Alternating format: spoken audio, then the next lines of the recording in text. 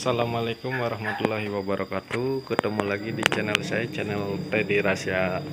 Di sini saya dapat garapan TV Lencoka ya. Modelnya 39E20W dengan kerusakan. Gambar standby ini kedip-kedip, terus ke tampilan gambar pun blank. Tadi saya lupa nggak videoin ya kerusakannya, pokoknya blank, persis kerusakan di layar ya, blank karena blank nggak ada gambar. Terus yang ini juga kedip-kedip, apakah fireware-nya yang rusak atau apanya, kita coba. Setelah saya selidiki ternyata ada dua komponen elko ini ya. Ini elko nya ukuran 470 10 volt ya. Ini elko nya meledos ke bawah ya, jadi kalau dari atas nggak kelihatan meledos tuh, meledosnya ke bagian bawah ya. Ini letaknya di sini udah saya ganti. Terus elko buat PCC ini ya, tadi sama hamil juga melendung ya, bisa diperhatikan bodinya melendung ke atas. Ini nih bodinya melendung ke atas. Kalau melendung ke atas dipastikan elko nya bocor ya, jadi udah saya ganti dua komponen ini ya.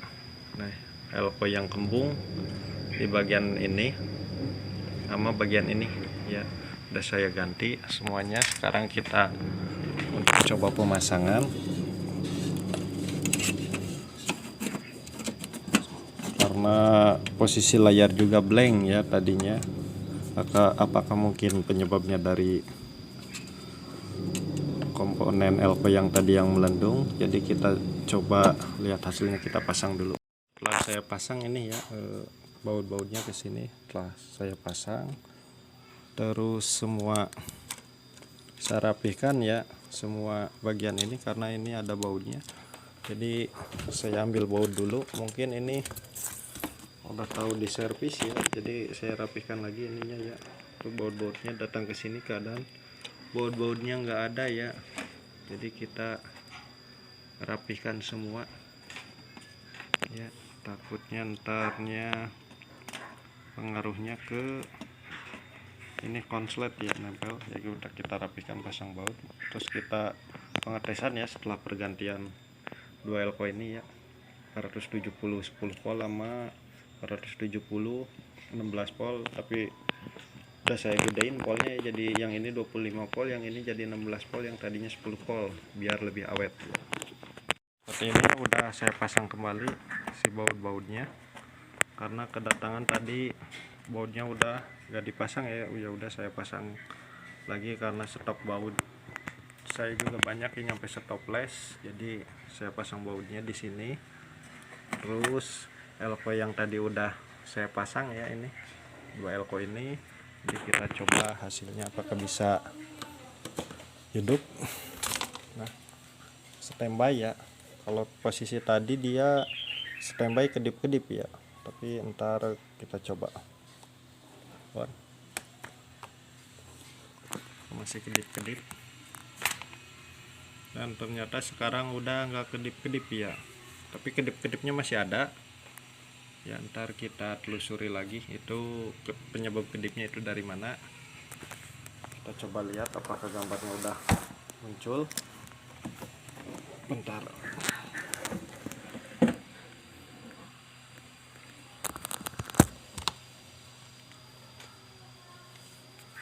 Nah, bisa diperhatikan gambarnya udah muncul ya. Ini gambarnya udah muncul ya, tuh bisa dilihat gambar muncul. Cuma untuk masalah kedip ini kita coba telusuri lagi ya, kenapa ini bisa kedip merah ya. Harusnya tuh merahnya nggak ada ya, jadi kita bisa telusuri di daerah sini ya untuk penyebab kedipannya. Karena posisi ini TV sebenarnya udah hidup normal ya, dengan pergantian dua elko ini, dua elko yang posisinya melendung melendung macam ini ya. Tuh, untuk elko-nya. Cuma saya ini perbesar posisi polnya ya. Yang tadinya 470 25 volt, ini saya ganti yang 35 volt. Terus yang awalnya bawaannya 470 volt ya, yang ini saya ganti ke 16 volt biar awet. Jadi sekarang sepertinya udah hidup normal ya. Jadi cuma masalahnya cuma di elko ini ya, yang dua ini kembung. Tadinya juga ngiranya saya rusak panel karena posisi dihidupkan blank ya layarnya. Jadi kerjaan hari ini cukup beres ya, cukup cepat ya, karena mungkin dikasih kemudahan ya yang di atas. Cuma ganti dua elko ini, itu udah bisa, udah hidup ya. Untuk menghilangkan kedipan yang tadi merah ini, saya coba flash ya di sini. Kita flash dulu, kita detek. Udah ada, terus kita hapus ya. Hapus dulu. Nah, setelah ada keterangan tinggal pencet OK. Selanjutnya kita masukkan file ya. Filenya untuk fireware-nya kita bisa ambil. Bisa kita download di Google, banyak ya, tergantung tipenya. Ini tipenya 39E 20W ya. Kita tekan di sini, klik, lalu OK. Nah, ini isinya. Barulah kita masuk ke program. Nah, ini pengisian fireware ya untuk IC flash di ini udah saya pasang. Saya flash ulang ya ini untuk IC memorinya di sini karena kedip. Jadi kita tinggal menunggu menunggu nyampe 100% ini ya. Nah, ini lagi proses pengisian. Lumayan memakan waktu lama karena untuk IC memori tersebut menggunakan kapasitas 16 MB ya, atau 64 bit ya. Ini memakan cukup lumayan lama ya, sekitar 5 menit kurang lebihnya ya. Kecuali kalau di bawahnya kayak 32 apa 16 itu gampang cepet. Kalau 64 ini lumayan agak lama ya untuk mengisinya. Jadi kita tinggal menunggu aja sampai 100% ininya ya. Masih proses menunggu ya, ini nyampe 100% ya pengisian ini IC flashnya ya. Ini saya menggunakan alat seperti biasa ya, CPH apa ya, CH31341A ya Pro. Ini yang saya sering gunakan ini ya untuk ngeflash IC EEPROM GTP LED ya. Jadi kita harus tunggu ya, sabar. Ini masih proses loading atau proses pengisian ya setelah diprogram. Jadi kita harus sabar sampai nunggu 100% ya. Nah, itu udah mau 100% ya. Setelah 100% barulah kita verifikasi ya. Ini nih udah 100%, baru verifikasi ya. Ini verifikasi, klik lagi, nunggu lagi ya, memverifikasi bahwa antara isi fireware sama memori itu klop ya.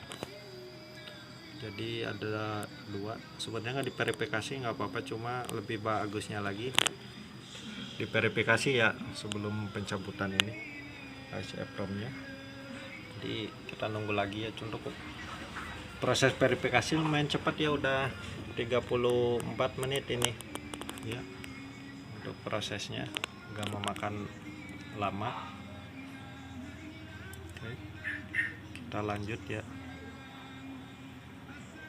Ntar ini ada kesalahan kalau seperti ini ya, kita lanjut, klik dulu.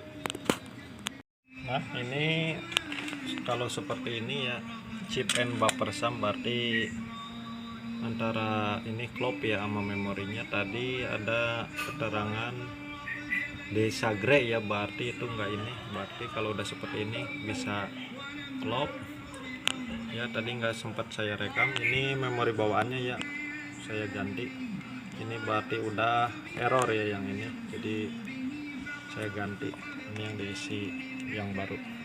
Kita lanjut coba. Setelah pergantian tadi kedua buah elko sama di flash ulang ya, isi memori error. Kalau ini udah nggak bisa dibenerin ini ya, kedip-kedip gini ya, kayaknya ini kerusakannya tuh mungkin protek ya, karena kata yang punya setelah ganti backlit jadi nggak ada gambarnya. Pas saya buka ternyata layarnya pojokannya retak ya, sebelah sono tuh. Mungkin yang ganti backlit nggak tahu caranya atau gimana, jadi pojokan sebelah sini atau kelihatan retak ya. Nah, ada bekas ini ya, retak ini. Mungkin sama tukang servis sebelumnya pergantian backlit nggak hati-hati atau gimana nyampe bisa retak pojokannya, tapi untung saja masih bisa dilihat ya gambarnya. Oke, mungkin itu aja tutorialnya, mudah-mudahan bermanfaat. Jangan lupa tinggalkan like, comment, dan subscribe ya. Assalamualaikum warahmatullahi wabarakatuh.